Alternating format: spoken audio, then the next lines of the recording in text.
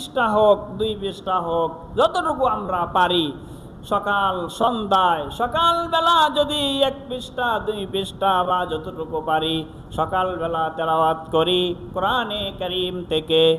রাতে ভুল ত্রুটি হয়ে গেলে যদি অন্তরে দাগ পড়ে সেই দাগগুলি দূরীভূত হয়ে যাবে। আবার সন্ধ্যায় যদি কালামুল্লাহ থেকে তেলাওয়াত করি, কোরআন থেকে তেলাওয়াত করি, সারাদিনে কোনো গুনাহের দাগ, কালো দাগ যদি অন্তরে পড়ে, সন্ধ্যায় যদি কালামুল্লাহ থেকে তেলাওয়াত করি, তাহলে এই সারাদিনের দাগ যেগুলো পড়েছে এগুলো দূরীভূত হয়ে যাবে। এইভাবে নিয়মিত কালামুল্লাহর তিলাওয়াত অন্তরকে পরিচ্ছন্ন করে দিবে। আর এই পরিচ্ছন্ন অন্তর নিয়ে আমরা জান্নাতের দিকে অগ্রসর হলে আমাদেরকে আর কেউ বাধা দিবে না, নির্বিঘ্নে আমরা জান্নাতে প্রবেশ করতে পারব। এই জন্য সম্মানিত মুসল্লিয়ানে কেরাম, এই জন্য সকাল সন্ধ্যায় কালামুল্লাহর তিলাওয়াত আমাদেরকে করতে হবে। এই কালামুল্লাহর তিলাওয়াত যদি আমরা করি তাহলে আল্লাহ তাআলা সাথে আমাদের মহাব্বত সৃষ্টি হবে। আল্লাহ তাআলার সাথে মহাব্বত আমাদের গভীর হবে। আল্লাহ তাআলা আমাদেরকে ভালোবাসবেন। আল্লাহ তাআলা কালামে পাক যারা তিলাওয়াত করে তাদের তেলাওয়াত আল্লাহ তাআলা খুব আগ্রহ নিয়ে তাদের তেলাওয়াত শ্রবণ করেন। সুবহানাল্লাহ। আল্লাহ তাআলা নিজে যারা কালামুল্লাহ তেলাওয়াত করে, আল্লাহর কুরআন তেলাওয়াত করে, তাদের তেলাওয়াত আল্লাহ তাআলা শুনেন এবং এই বান্দারকে আল্লাহ তাআলা মহব্বত করেন। আর আল্লাহ তাআলা যেই বান্দাকে মহব্বত করে আল্লাহ তাআলা বলে দেন, হে ফেরেশতারা, এই বান্দাকে আমরা মহব্বত করি, তোমরাও তাকে মহব্বত করো। সুবহানাল্লাহ।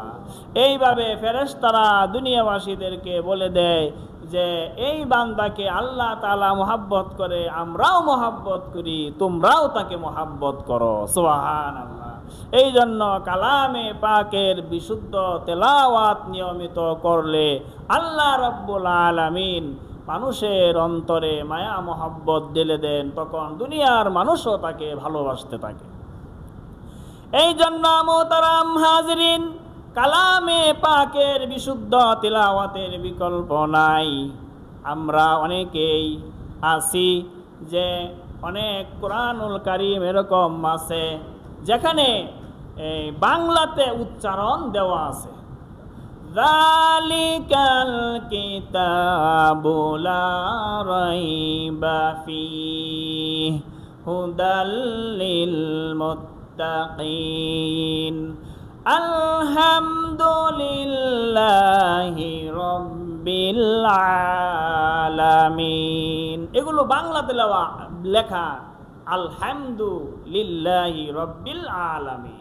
তো এগুলো বাংলাতে লেখা আছে, অনেকেই বাংলাতে তেলাওয়াত করে আর আরবিতে শেখার চেষ্টা তারা করেন না।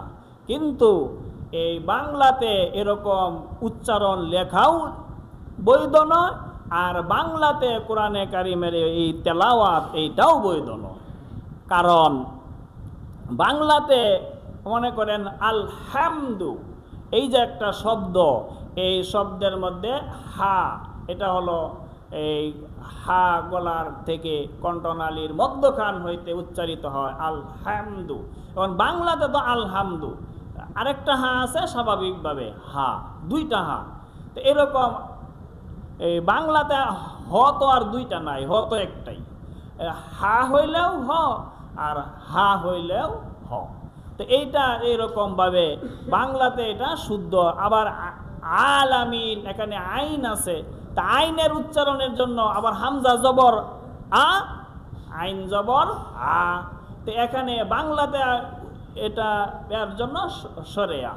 তাহলে সরে আ, এটা তো হামজার উচ্চারণ হবে, আইনের উচ্চারণ তো এটা হবে না, কিন্তু আইনের জায়গায়ও সরে আ, হামজার জায়গায়ও সরে আ।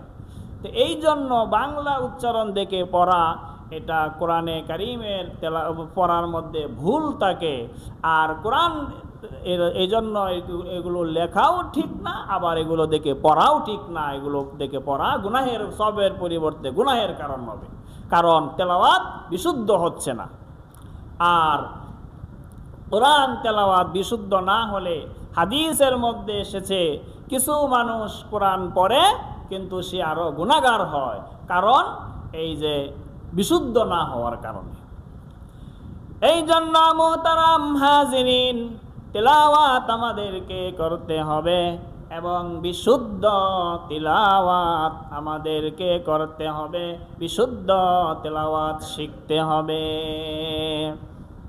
তাহলে আল্লাহ তাআলার সাথে, আল্লাহ তাআলার কালাম পড়লে আল্লাহ তাআলা মহব্বত করবেন।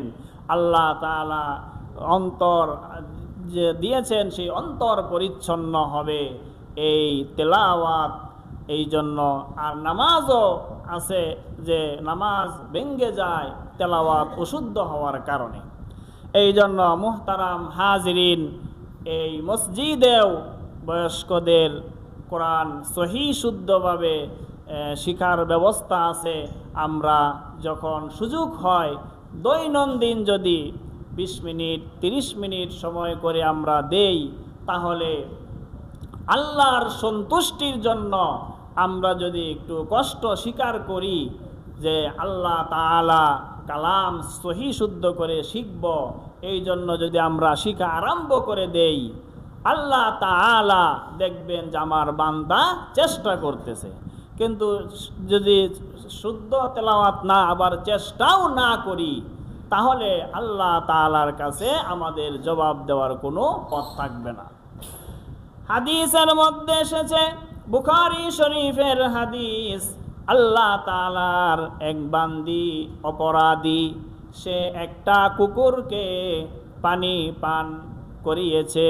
তৃষ্ণার্ত কুকুরকে আল্লাহ তাআলার সন্তুষ্টির জন্য পানি পান করিয়েছে।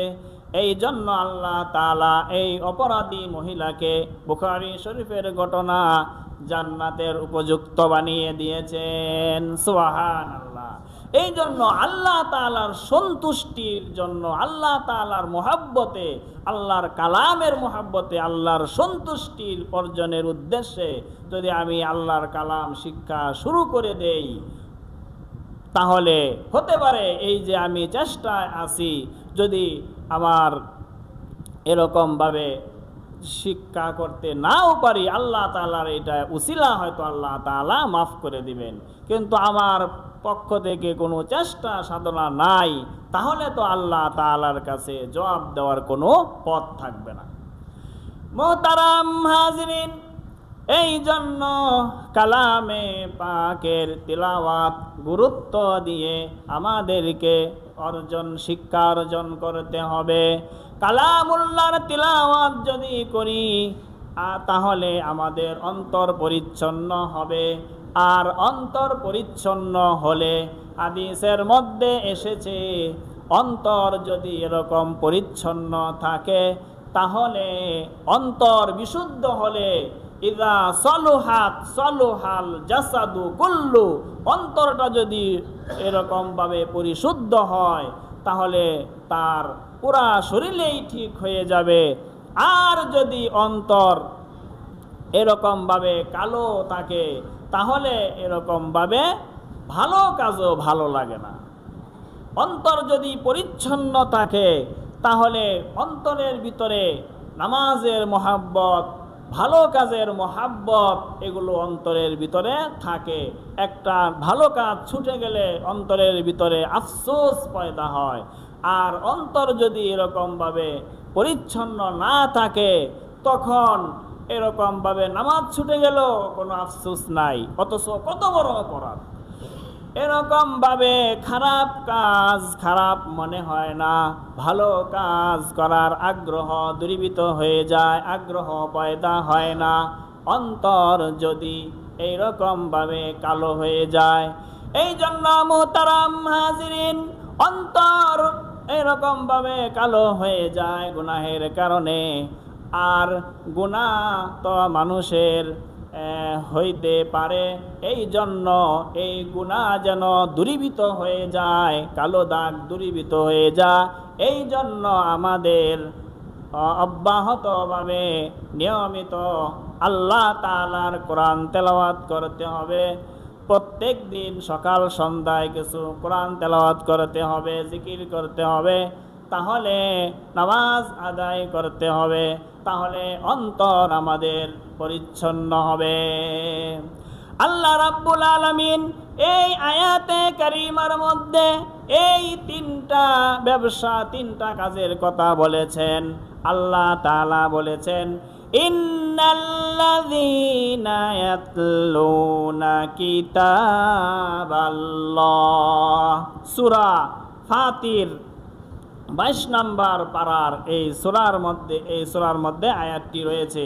আল্লাহ তাআলা বলেন, এই তিন কাজ যারা করবে, যারা আল্লাহর কালাম তেলাওয়াত করবে, নামাজ পড়বে, 3 নম্বরে দান সদকা করবে, যাকাত ফিতরা দিবে, এই তিন কাজ যারা করবে, আল্লাহ তাআলা বলেন তারা এমন ব্যবসায় আত্মনিয়োগ করেছে যে তাদের কোনো লস হবে না, অর্থাৎ তারা এরকমভাবে লস হবে না, অর্থাৎ তারা পরিপূর্ণভাবে তারা সফল হবে। অর্থাৎ আল্লাহ তাআলা এই তিন কাজ আমরা করলে, সম্পাদন করলে আল্লাহ তাআলা জান্নাত দিবেন।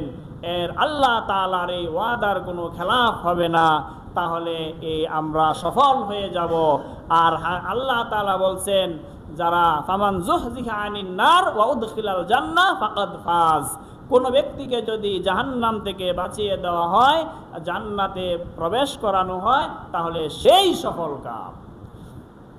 এই জন্য মুহতারাম হাজিরিন, আল্লাহ রাব্বুল আলামিন আমাদেরকে বিশুদ্ধ তিলাওয়াত, সকাল সন্ধ্যায় তেলাওয়াতের তৌফিক দান করেন, যথাসময়ে নামাজগুলো পড়ার তৌফিক দান করেন, যাকাত ফরজ যাদের যাকাত আদায় করার তৌফিক দান করেন, আল্লাহর সন্তুষ্টির জন্য সাধ্য অনুযায়ী দান সদকা করার তৌফিক দান করেন।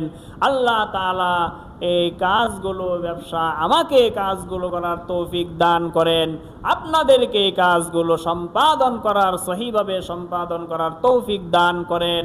সকলেই বলি আমিন। ওয়া আখিরু দাওয়ানা আলহামদুলিল্লাহি রাব্বিল আলামিন।